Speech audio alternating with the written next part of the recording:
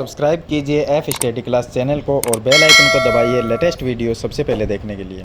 Hello friends, चलिए आज हम प्रश्न नंबर 8 हल करेंगे। ये प्रश्नावली 9.4 का लास्ट क्वेश्चन है और कक्षा 9th गणित का है। तो पीछे वाली वीडियो मैंने प्रश्न नंबर 7 तक बता दिए हैं। अगर आपने वो वीडियो नहीं देखी तो इस वीडियो के डिस्क्रिप्शन में आपको प्ले लिस्ट का लिंक मिलेगा, जिसमें आपको चैप्टर नंबर 9 के सभी वीडियो मिल जाएंगे। तो चलिए हम शुरू करते हैं प्रश्न नंबर 8 को। इसमें हमें दिया गया है कि एक आकृति में ABC एक समकोण त्रिभुज है। तो चलिए मैं आपको आकृति जो है वो दिखा देता हूँ। देखिए यहाँ पर ABC ये जो त्रिभुज बना हुआ है ये समकोण इसके अंदर त्रिभुज है, जिसका कोण A है वो समकोण है। तो यहाँ पर ये जो कोण A है वो 90 डिग्री का कोण है, यानी कि समकोण है। BCED और ACFG ABMN क्रम से भुजाओं BCCA और AB पर बने वर्ग है, यानी कि एक वर्ग ये बना हुआ है, एक ये वर्ग है और एक ये, और तीनों ही वर्ग है वो जो त्रिभुज ABC है इसकी भुजाओं के ऊपर बने हुए हैं। ये इसने लिखा है। आगे लिखा है रेखाखंड AX लंबवत है DE के ऊपर। देखिए ये A और ये X, ये DE के ऊपर क्या है, लंब है। और भुजा BC को बिंदु Y पर मिलता है, और जो BC है ये देखिए BC लाइन है, इसको यहाँ पर ये पॉइंट इस पॉइंट पे काटता है, तो ये इस पॉइंट का नाम है Y पर मिलता है। अब हमें सिद्ध करना है। देखिए पहला क्वेश्चन, इसमें हमें काफ़ी क्वेश्चन दिए गए हैं, क्वेश्चन 7 तक हमें हल करना है, सिद्ध करना है इनको।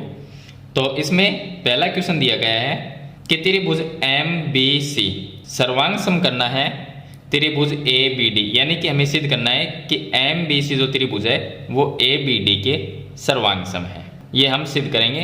तो देखिए आकृति फर्स्ट में देखिए, ये आकृति है, इसके अंदर दो त्रिभुज है, एक तो MBC है, तो ये हो गया देखिए MBC, ये एक त्रिभुज हो गया, ये जो त्रिभुज है वो, और दूसरा है ABD, तो ABD, इन दोनों त्रिभुज को हमें क्या करना है, सर्वांग सम करना है। तो सर्वांग सम के लिए हमें तीन चीजें यहाँ पर बराबर करनी होगी। तो उन तीन चीजों में हम बराबर क्या करेंगे, देखिए यहाँ पर पहले हम ये त्रिभुज लेते हैं MBC। इस त्रिभुज के अंदर देखा जाए तो जो BC भुजा है और ABD, इस त्रिभुज में BD, ये दोनों एक ही वर्ग की। देखिए ये BC भुजा इस वर्ग की है और ये BD जो भुजा है वो भी इसी वर्ग की है, तो दोनों भुजाएं क्या होगी, बराबर होगी, क्योंकि वर्ग की जो भुजा होती है वो बराबर होती है। तो चलिए हम पार्ट 1 को सिद्ध करते हैं। तो भाग 1 लिख देता हूं मैं। हम दो त्रिभुज लेंगे जिनको हमें सर्वांग सम करना है, तो वही दो त्रिभुज लेंगे। एक तो हो जाएगा MBC, तो मैं यहाँ पर लिखता हूँ त्रिभुज MBC, व दूसरा त्रिभुज ले लेंगे ABD में। अब यहाँ पर MBC, देखिए ये MBC, इसमें BC भुजा है, इस त्रिभुज में BC, और ABD जो त्रिभुज है इसके अंदर BD भुजा। तो BC भुजा और BD भुजा क्या होगी, बराबर होगी, क्योंकि एक ही वर्ग की दोनों भुजाएं हैं। तो हम लिख देंगे कि वो वर्ग कौन सा है, BCED है, इसकी ही दोनों भुजाएं इसलिए बराबर है। तो इस त्रिभुज में BC भुजा और बराबर इस त्रिभुज की BD भुजा बराबर है। इसका कारण लिखना पड़ेगा कि BCED वर्ग BCED की भुजाएं हैं, तो ये इसका कारण लिख देंगे।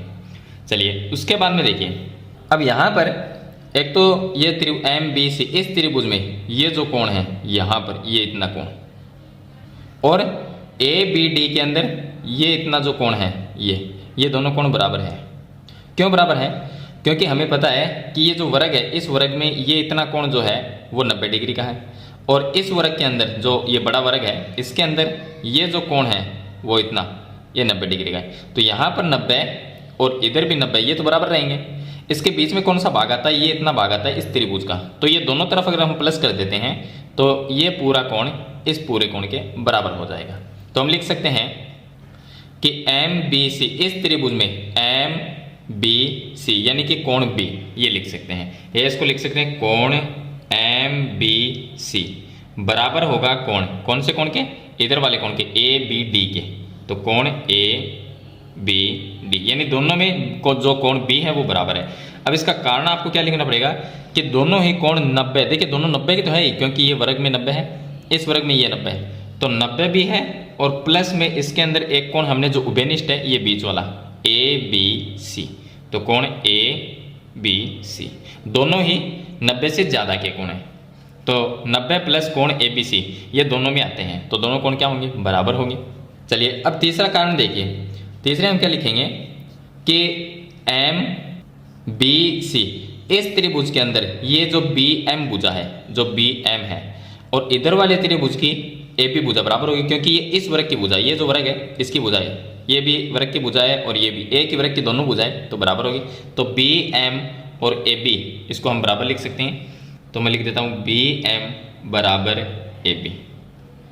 इसका कारण क्या लिखोगे, ए बी एम एन वर्ग की भुजा है, तो वर्ग ए बी एम एन की भुजाएं, ये इसका कारण लिखना पड़ेगा।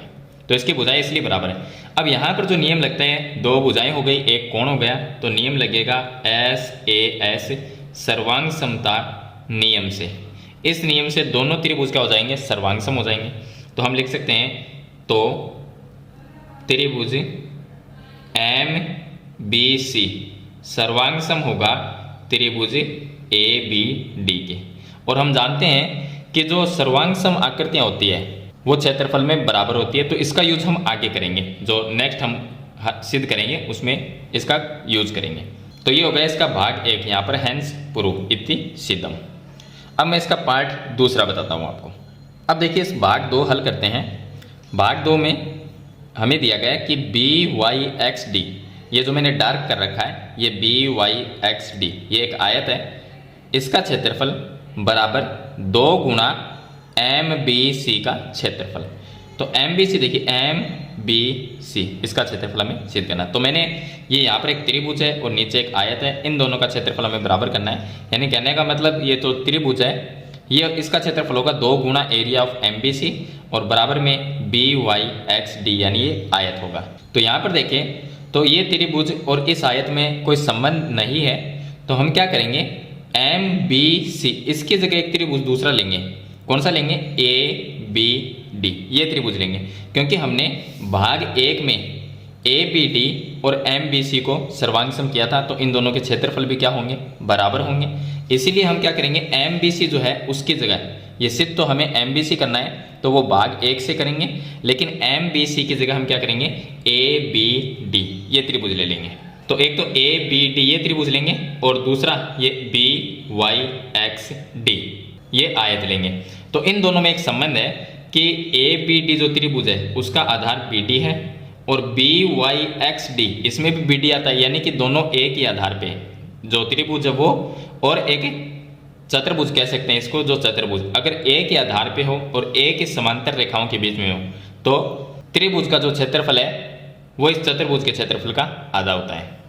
तो यहाँ पर देखें तो देखिए समांतर लाइन कौन सी होगी, ये है बी डी और इसके समांतर कौन सी है ए एक्स, ये समांतर है। तो इन्हीं दोनों के बीच में ये त्रिभुज भी बना हुआ है ए बी डी, और इन्हीं समांतर रेखाओं के बीच में बी वाई एक्स डी ये चतुर्भुज बना हुआ है, यानी कि इसको हम आयत कहेंगे। तो हम यहाँ पर लिखते हैं कि आयत बी वाई एक्स डी तथा दूसरा हो जाएगा त्रिभुज ए बी डी, त्रिभुज ए बी डी।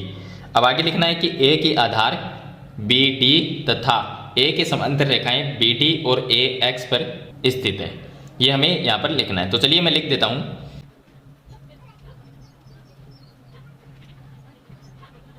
तो मैंने यहाँ पर लिखा है कि आयत बी वाई एक्स टी और ए बी डी, एक तो ये त्रिभुज ए बी डी ये त्रिभुज हो जाएगा, एक बी वाई एक्स डी ये चतुर्भुज हो गया, दोनों का आधार एक ही है बी डी। तो देखिए बी डी आधार पर ही ये चतुर्भुज बना हुआ है और बी डी आधार के ऊपर ही ये ए बी डी ये त्रिभुज बना हुआ है। तो आधार एक है और दोनों एक ही समांतर रेखाएं बी डी और ए एक्स के बीच में स्थित है। तो ये हो गया बी डी, ये हो गई ए एक्स, इन दोनों के बीच में दोनों आकृति स्थित है। इसका मतलब ये होगा कि जो त्रिभुज का क्षेत्रफल है वो आधा हो जाएगा किसका, जो चतुर्भुज इसमें है उसका। तो यहाँ पर हम लिख देंगे कि चतुर्भुज बी वाई एक्स डी यानी कि area of B Y X D इसका क्षेत्रफल आधा होगा, सॉरी त्रिभुज का जो क्षेत्रफल है वो इसका आधा होगा। तो 1/2 area of B Y X D बराबर में त्रिभुज ए बी डी यानी कि area of A B D, तो ए बी डी का जो क्षेत्रफल है यानी इस त्रिभुज का, वो इस चतुर्भुज के क्षेत्रफल का आधा होगा। तो हमने 1/2 यहाँ पर लिख दिया। अब 1/2 का मतलब है 2 यहाँ पर गुणा में जा सकता है, तो या हम इसको ऐसा लिख सकते हैं कि area of B Y X D बराबर में 2 यहाँ पर आ जाएगा, क्योंकि ये भाग में है तो गुणा में आएगा, तो 2 into area of A B D, ये लिख सकते हैं। अब यहाँ पर हम थोड़ा सा चेंज करेंगे, कहाँ से, भाग 1 से। तो हम यहाँ पर लिखते हैं भाग 1 से। भाग 1 में हमने क्या किया था कि एम बी सी और ए बी डी को हमने बराबर किया, सर्वांग सम किया था। तो सर्वांग सम जो आकृतियाँ होते हैं वो क्षेत्रफल में बराबर होती है, इसका मतलब इन दोनों का क्षेत्रफल भी बराबर होगा। तो हम लिख सकते हैं भाग 1 से कि area of M B C, इसका क्षेत्रफल बराबर होगा area of A B D के। इसका कारण लिखना पड़ेगा कि भाग 1 से, ये हमने भाग 1 से लिखा है। तो अब देखिए यहाँ पर जो ए बी डी है इसकी जगह हम क्या लिख सकते हैं, यानी कि area of A B D, इसकी जगह हम लिख सकते हैं area of M B C, ये लिख सकते हैं। तो 2 अपनी जगह रह जाएगा, तो हम लिखेंगे कि area of B Y X D, ये तो ऐसा कैसा आएगा, बराबर में, यहाँ पर 2 है वो भी रह जाएगा। Area of A B D की जगह हम एम बी सी लिख देंगे, तो area of M B C, और यही चीज़ हमें यहाँ पर सिद्ध करनी थी, बी वाई एक्स डी बराबर 2 गुणा area of M B C. तो ये हमने यहाँ पर सिद्ध कर दिया, तो ये हो गया हैंस प्रूफ। तो इस तरह से आपको इसका जो भाग नंबर 2 है उसको आपको हल करना है। अब मैं आपको बताता हूँ इसका भाग नंबर 3। अब देखिए भाग 3 में हमें हल करना है कि सिद्ध करना है कि area of B Y X D, तो ये हो गया बी वाई एक्स डी, ये जो चतुर्भुज यानी कि आयत बना हुआ है इसका क्षेत्रफल बराबर होना चाहिए ए बी एम एन, यानी कि बी वाई एक्स डी का क्षेत्रफल और यहाँ पर ये जो वर्ग है ए बी एम एन, इसका क्षेत्रफल बराबर आना चाहिए। तो ये हमें सिद्ध करना है। तो देखिए डायरेक्ट तो हम कर नहीं सकते, तो हम क्या करेंगे, ये जो वर्ग है एक तो ये लेंगे और एक इसमें एम बी सी, ये त्रिभुज लेंगे। तो ये वर्ग है और एम बी सी, ये जो त्रिभुज इसके अंदर बना हुआ है, ये त्रिभुज दोनों एक ही आधार कौन सा है, ये इसका आधार हो जाएगा, एक ही आधार और एक ही समांतर रेखाओं के बीच में। अब समांतर रेखा कौन सी, आधार तो इसका एम बी हो जाएगा, तो एक तो ये समांतर लाइन ये हो जाएगी और एक ये हो जाएगी एन सी, ये समांतर। तो देखिए एम बी और एन सी ये समांतर रेखाएं हैं, इनके बीच में दोनों आकृति बनी हुई है, एक तो ये वर्ग बना हुआ है और एक एम बी सी ये त्रिभुज भी बना हुआ है। तो दोनों का आधार एक है, दोनों एक ही समांतर रेखाओं के बीच में स्थित है, इसका मतलब दोनों का क्षेत्रफल क्या होगा, तो त्रिभुज का क्षेत्रफल हो जाएगा यहाँ पर ये जो वर्ग है इसके क्षेत्रफल का आधा। तो हम इसी तरह से इसको हल करेंगे जैसे भाग 2 में किया था। तो चलिए हम यहाँ पर 2 आकृति लेते हैं, एक तो ये त्रिभुज एम बी सी ये लेते हैं, तो यहाँ पर हम लेते हैं त्रिभुज एम बी सी, व दूसरी आकृति ए बी एम एन, और आगे आपको ये लिखना है कि दोनों एक ही आधार बी एम तथा एक ही समांतर रेखाएं बी एम और एन सी के मध्य स्थित है। तो त्रिभुज का क्षेत्रफल इस चतुर्भुज का क्षेत्रफल यानी इस वर्ग का क्षेत्रफल का क्या होगा, आधा होगा। तो चलिए मैं वो लाइन है वो मैं यहाँ पर लिख देता हूँ। तो देखिए यहाँ पर हो जाएगा कि एम बी सी ये जो एक त्रिभुज लिया था वो, और दूसरा ए बी एम एन ये वर्ग है, तो दोनों एक ही आधार पे है। कौन सा आधार है इसका, बी एम, और एक ही समांतर रेखाओं के बीच में बी एम और एन सी के मध्य स्थित है। तो ये जो त्रिभुज है इसका क्षेत्रफल इस वर्ग के क्षेत्रफल का आधा होगा। तो हम त्रिभुज का क्षेत्रफल लिखेंगे, त्रिभुज है एम बी और सी, तो area of M B C इसका क्षेत्रफल बराबर हो जाएगा 1/2 area of A B M N और एन, इसके क्षेत्रफल का। अब यहाँ पर जो 2 भाग में है वो गुणा में आ जाएगा, तो या हम इसको ऐसा लिख सकते हैं कि 2 गुणा area of M B C बराबर आ जाएगा area of A B M और एन, ये आ जाएगा। अब हमने भाग 2 में हल किया था कि area of B Y X D बराबर 2 into area of M B C, ये हमने भाग 2 में हल किया था। तो हम लिख देंगे भाग 2 से। चलिए मैं एक बार आपको दिखा देता हूँ। हमने यहाँ पर भाग 2 में हल किया था BYXD बराबर 2 गुना एरिया ऑफ MBC, ये हमने सिद्ध किया था। तो हमने ये 2 भाग से लिखा है, भाग 2 से हम ये लिख लेंगे। अब देखिए भाग 2 से ये लिखेंगे तो इसका मतलब होगा क्या कि यहाँ पर 2 गुना एरिया ऑफ MBC, इसकी जगह हम क्या लिख सकते हैं, इसकी जगह हम लिख सकते हैं, देखिए ये जो MBC है 2 गुना में, इसकी जगह BYXD लिख सकते हैं। तो हम क्या करेंगे, इसकी जगह ये लिख देंगे, क्योंकि ये किसके बराबर है, 2 गुना एरिया ऑफ MBC के बराबर है। तो इसकी जगह हम लिख देते हैं एरिया ऑफ BYXD, और बराबर में इधर ये जो साइड है उसको ऐसी कैसी लिखेंगे, तो ये आ जाएगा एरिया ऑफ ABM और N, ये लिख देंगे। तो ये हो जाएगा N से प्रूव। तो इस तरह से आपको ये सिद्ध करना है। चलिए अब हल करते हैं इसका भाग नंबर 4। इसमें हमें सिद्ध करना है कि FCB जो त्रिभुज है और ACE ये त्रिभुज, दोनों त्रिभुज को हमें सर्वांग सम करना है। चलिए हम सर्वांग सम करते हैं, तो 3 शर्तें हमें इसकी बराबर करनी होगी। तो एक तो त्रिभुज है FCB, ये F, ये हो गया C और ये हो गया B, तो एक त्रिभुज तो ये हो गया। दूसरा हो गया ACE, तो देखिए ये हो गया A, C और E, ये 2 त्रिभुज। तो हम इन्हीं दोनों त्रिभुज से हल करते हैं। तो हम पहला त्रिभुज ये लेते हैं और दूसरा ये ले लेंगे। तो हम लिखेंगे कि त्रिभुज FCB व दूसरा त्रिभुज ACE में।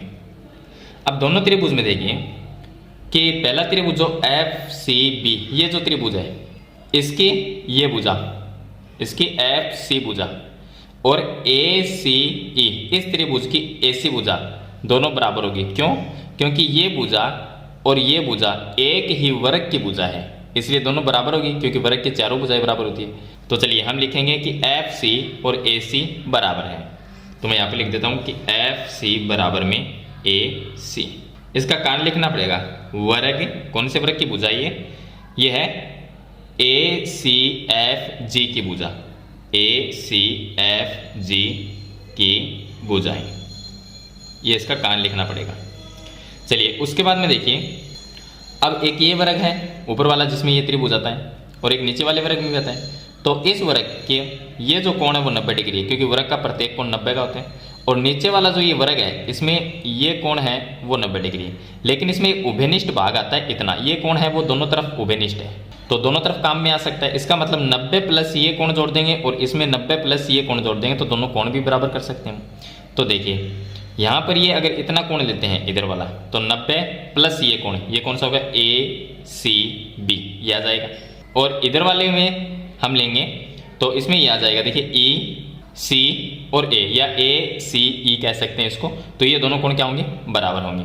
तो चलिए ऊपर वाले त्रिभुज की बात करें BCF में, या FCB कह सकते हैं। तो इसमें FCB ये जो कोण है यहाँ पर, ये कोण, तो मैं लिख देता हूँ कि कोण FCB बराबर होगा कोण किसके, कौन से कोण के, ACE के, तो ACE के।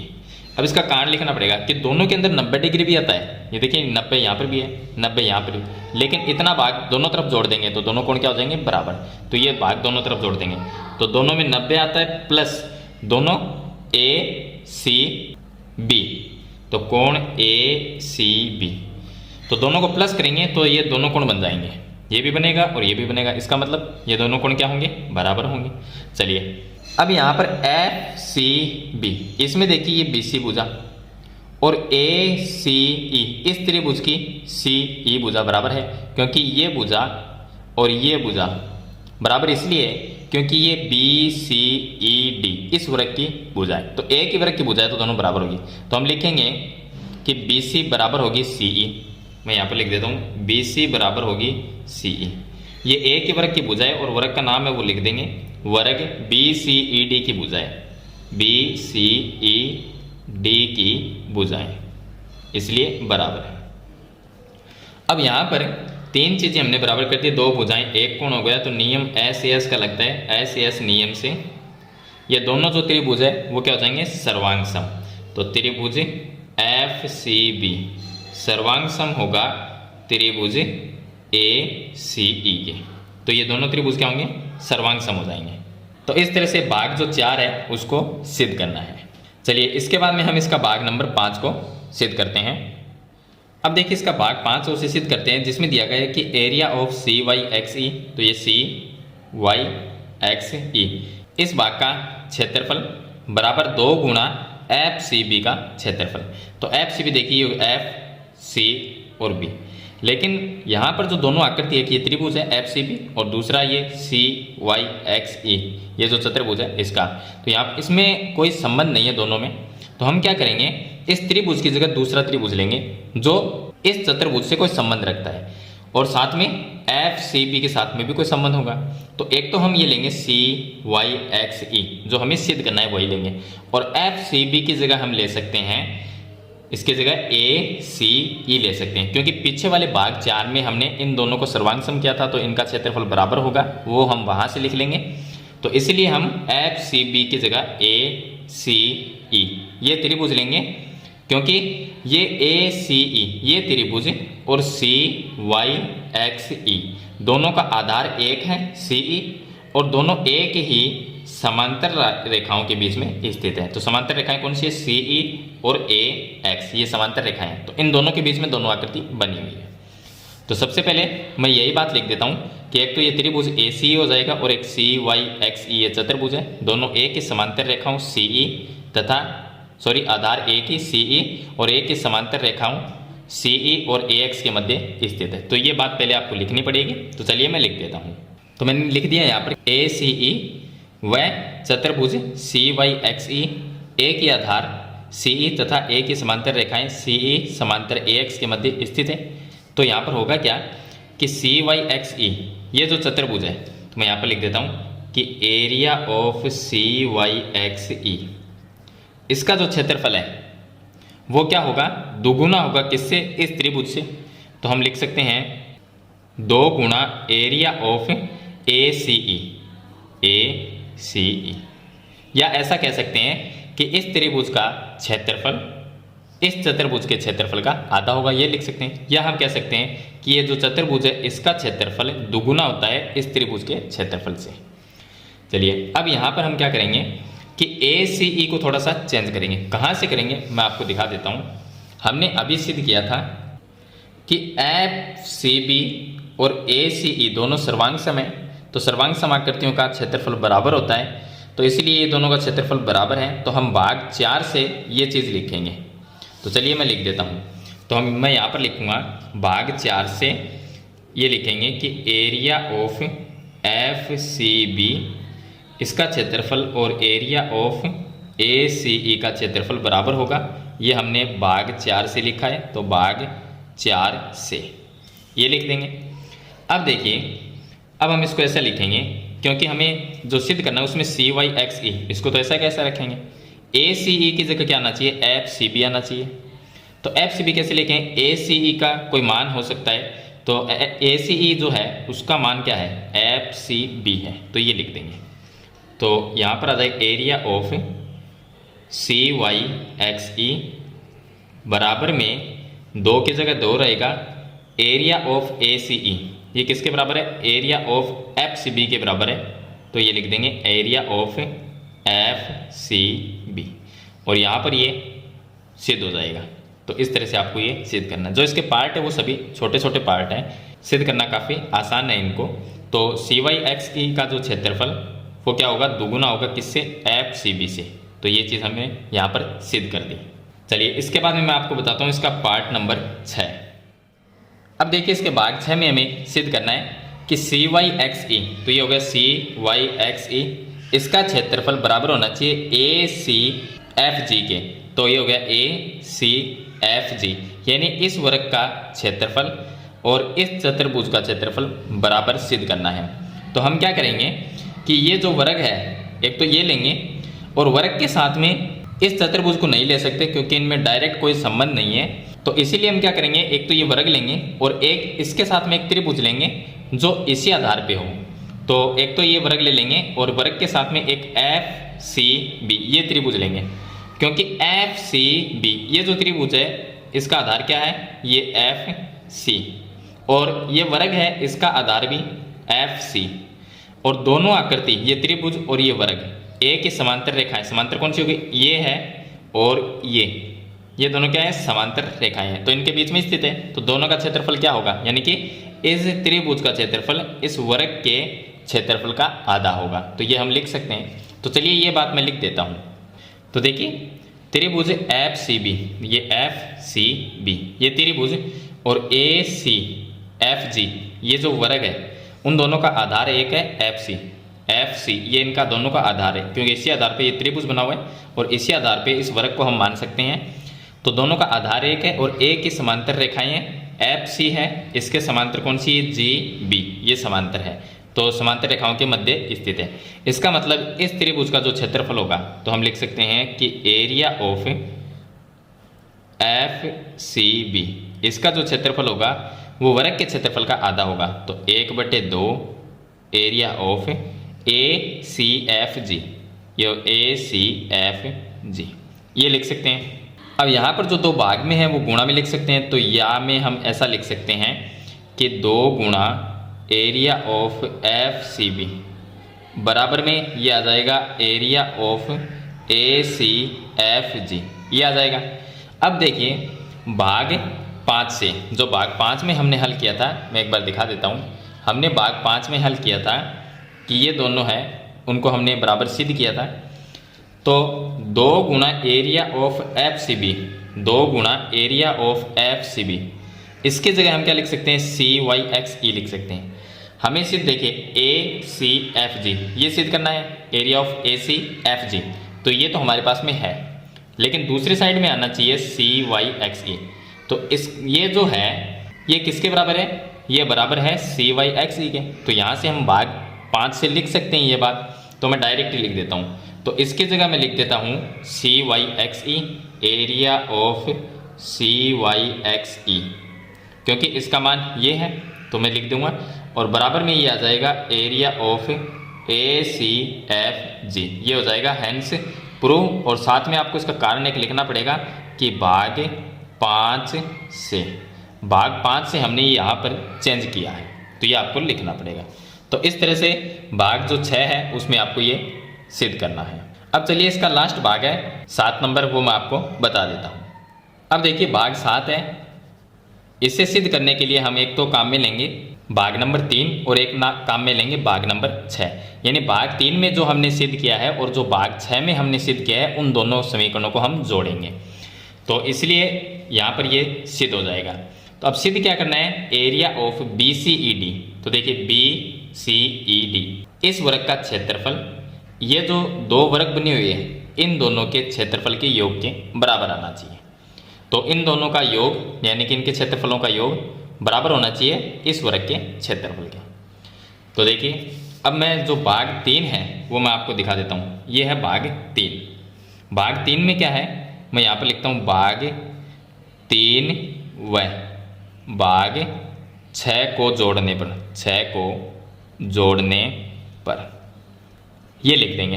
अब भाग 3 क्या है, भाग 3 ये है area of B Y X D बराबर area of A B M और एन, ये भाग नंबर 3 है। और भाग नंबर 6 है वो मैं आपको दिखा देता हूँ, ये भाग नंबर 6 है। तो इसमें लिखा हुआ है area of C Y X E बराबर में area of A C F G, ये लिखा हुआ है। अब हमने भाग 3 को ले लिया और भाग 6 है उसको लिख लिया, दोनों को लिख लिया। हमें देखिए ये दोनों को क्या करना है, जोड़ना है। तो ये साइड आपस में प्लस होगी और ये साइड आपस में प्लस होगी। तो अगर मैं बी वाई एक्स डी इसके अंदर सी वाई एक्स ई ये जोड़ता हूँ तो क्या बनेगा, तो एक तो हो गया देखिए बी वाई एक्स डी, यानी ये इतना भाग, इसमें मैं प्लस करता हूँ सी वाई एक्स ई, सी वाई एक्स ई, एक ये भाग। इन दोनों भाग को प्लस करेंगे तो ये क्या बनेगा, बी सी ई डी, ये बन जाएगा, यानी इसका क्षेत्रफल आ जाएगा। तो हम लिखेंगे कि ये बन जाएगा एरिया ऑफ, ये बनेगा बी सी ई और डी, ये बन जाएगा। और बराबर में इन दोनों भागों को जोड़ेंगे तो ये दोनों देखिए अलग अलग है दोनों, ए बी एम एन, ये है ए बी एम एन, यानी कि ये वर्ग, और दूसरा ए सी एफ जी, ACFG, ये इन दोनों वर्ग को जोड़ देंगे। तो देखिए इस वर्ग के बराबर आ जाएगा दोनों का क्षेत्रफल। तो एक ये जोड़ देंगे एरिया ऑफ ABMN, इसका क्षेत्रफल प्लस आ जाएगा एरिया ऑफ ACFG, और यही चीज़ हमें इसमें सिद्ध करनी थी। तो ये हो जाएगा हैंस प्रूफ। तो इस तरह से आपको प्रश्न नंबर जो 8 है उसके 7 भाग आपको सिद्ध करने हैं। तो सभी जो भाग है वो छोटे छोटे हैं, ज़्यादा बड़े इसके भाग नहीं हैं। तो मैंने आपको प्रश्न नंबर 8 में 7 जो भाग है वो कंप्लीट बता दिए हैं, किस तरह से आपको इनको सिद्ध करना है। आई होप ये क्वेश्चन आपको अच्छी तरह से समझ में आ गया होगा। फिर भी आपका कोई सवाल या सुझाव है तो मुझे कमेंट बॉक्स में ज़रूर लिखें, और वीडियो अच्छी लगी तो इसे लाइक और शेयर जरूर कर देना। इस चैनल पर नए सब्सक्राइब करना। हम मिलते हैं नेक्स्ट वीडियो में, तब तक के लिए थैंक यू।